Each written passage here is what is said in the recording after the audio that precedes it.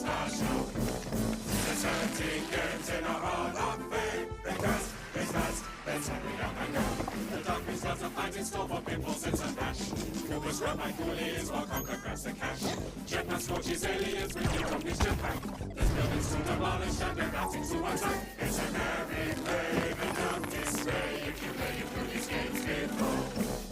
We guarantee there's more to see. A blast, there's blast, to vigilance galore. Joanna's got a wanted villain squarely in her sights. The Saber Man becomes a werewolf every single night. Jeff off. We're almost ready, tightened in the lights. Let's get around your cameo pinatas, all the games you know we blew our budgets on the song, just so you can play them all. It's a every day, a grand display for players as a whole and new. Over 30 years of laughs and cheers, present, hooray, it's time for their replay. Thank you.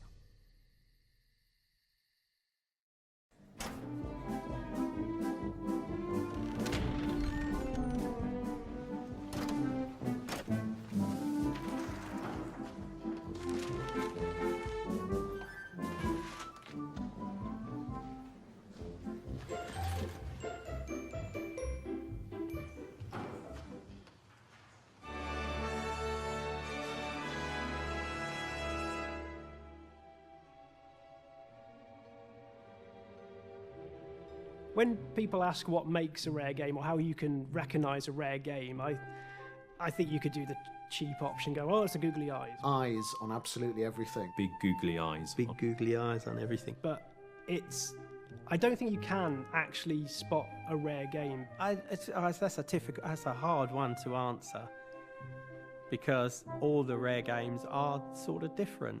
We don't settle into a groove. We always are trying to find something new and exciting to create. And that's not just for the players, because we as developers like doing different things as well. It's a two-way street, but it works really well. What makes a rare game?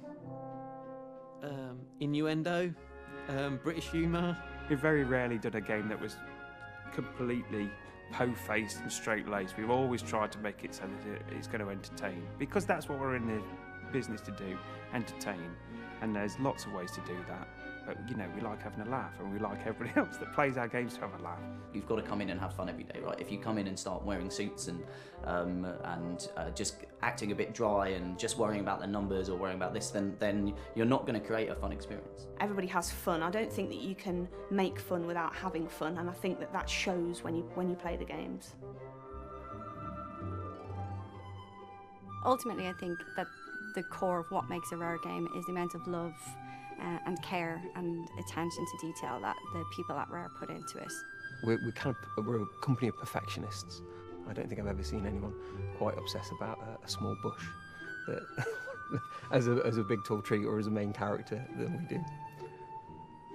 Going that extra mile, it was something that everybody picked up off Tim and Chris. Like, they were really convinced that going the extra mile and putting things in games that players don't expect was what would make their title stand out, and I think everybody kind of took the lead from that. The Rare logo was one of the first logos that I actually even recognised, like, as a gamer, when I was sort of 12, 13. Everyone remembers the feeling when that Rare logo just spins onto the screen. I remember feeling like if you saw that logo on the box and at the start of the game when that logo would come up, you knew no matter what game it was going to be your next favourite game. Everything would come together to create this sort of intangible magic that you can't really put your finger on. It is literally a rare quality. Nothing felt like a Rare game. It was just special. I don't know why, it just was. That sounds awful, but you know what it's true though. Before I came here, I don't think I could have answered that question, because every game Rare made had a unique quality to it, had something magical about it, an X factor, if you like.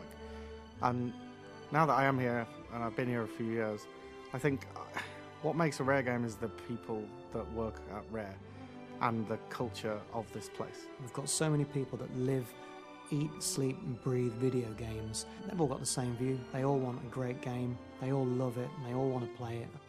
even if it meant that you had to spend almost your entire life at work, it was that end result that you were trying to achieve. You know, you were trying to bring out the next Rare game.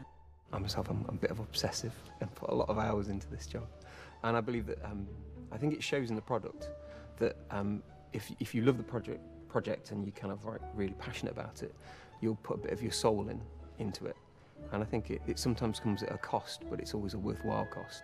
I'm a firm believer that the games that come out of Rare are a reflection of the people that work on them at the time. They've all got this certain something, but they've all got their own identity, and that came from the teams. The team has the ownership and the kind of the freedom to basically to do what they want and to make the game that they want to make. You know, whatever ideas they come up with, we're like, yeah, let's try it out. Let's throw it in the prototype. Let's see if it works. You know, we don't want to be restrictive. We don't want to be telling them what they have to do. It has to be the team that's creating this game, right? And so the kind of the humour, the way they looked at life, the way they basically did everything would be reflective in the games, but it was all being held together by this kind of shared Rare ethos of, if you're going to do a job, make sure you do it properly.